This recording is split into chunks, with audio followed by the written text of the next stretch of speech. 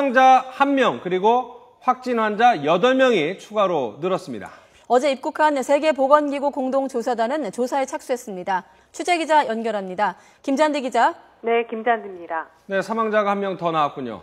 네, 평소 심장질환을 가졌던 60대 여성이 메르스에 감염된 뒤 숨졌습니다. 이 보건당국은 지난달 27일 삼성서울병원 응급실에서 14번 환자와의 접촉으로 메르스에 감염된 것으로 보이는 68살 여성이 숨졌다고 밝혔습니다. 사망자는 지난달 27일과 28일 호흡곤란으로 삼성서울병원 응급실을 찾았다가 격리치료 중에 상태가 악화돼 숨졌습니다. 이로써 국내 메르스 감염 사망자는 모두 7명으로 모두 기저질환을 가진 환자들이었습니다. 네, 확진 환자 증가세는 주춤주춤해 보이는데 밤새 확진 환자 얼마나 는 거죠? 네, 밤새 메르스 감염 환자 8명 늘었습니다. 어제 하루 23명의 환자가 늘었던 것에 비하면 증가세가 대폭 줄었습니다.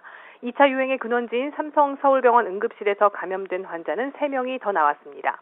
중앙메르스관리대책본부는 삼성서울병원 응급실을 찾았던 전북 김제의 50대 남성이 유전자 검사를 진행한 결과 메르스 감염 최종 확진 판정을 받았다고 밝혔습니다. 이 남성은 지난달 28일 이 병원 응급실에서 치료 중이던 장모를 병문안했다 14번 확진자와 접촉한 것으로 보입니다. 문제는 이 남성이 지난 5일 동안 집에만 머물지 않고 발열 등의 증세로 병원 3곳을 방문했다는 건데요. 이 보건당국은 김제 우석병원과 김제 미래방사선과 의원, 김제 한솔내과 의원 등 이 환자가 방문했던 병원 이름을 공개하고 접촉자들을 찾아내 격리하고 있습니다. 또 삼성서울병원 응급실을 찾았던 62살 남성이 자택격리 중에 발열로 옥천 제1의원 진료를 받고 호흡곤란 증세를 보여 옥천 성모병원을 방문한 데 이어 을지대학교병원 응급실을 경유해 중환자실로 입원했다고 밝히고 경유병원과 을지대병원 응급실에 있던 모든 환자에 대해서 추적 조사를 벌이고 있습니다. 이 환자들을 포함해 메르스 전체 감염자 수는 모두 95명입니다.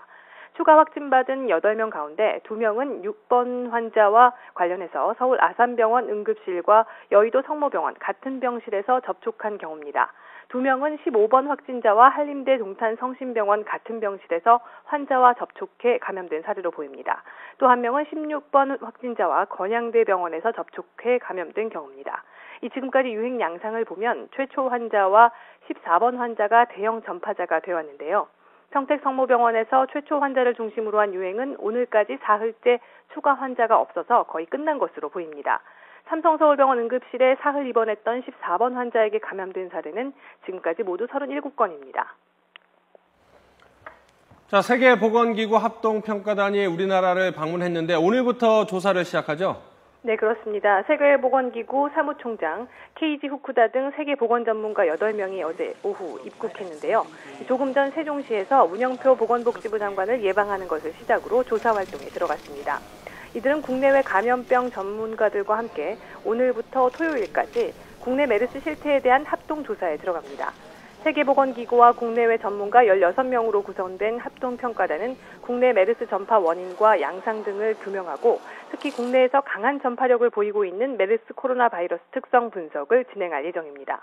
합동평가단은 또 환자 발생 병원과 격리병원 등을 방문하고 역학조사와 감염관리 등 분야별 토론과 정보 수집, 분석 작업도 거칠 계획입니다. 또 지난 3주 동안 우리 보건당국의 메르스 대응 방식과 절차 등에 대해서도 평가하고 자문할 방침입니다. 합동평가단은 닷새 동안의 조사 결과를 오는 토요일에 질병관리본부에서 발표할 계획입니다. 지금까지 사회정책부에서 YTN 김찬대입니다.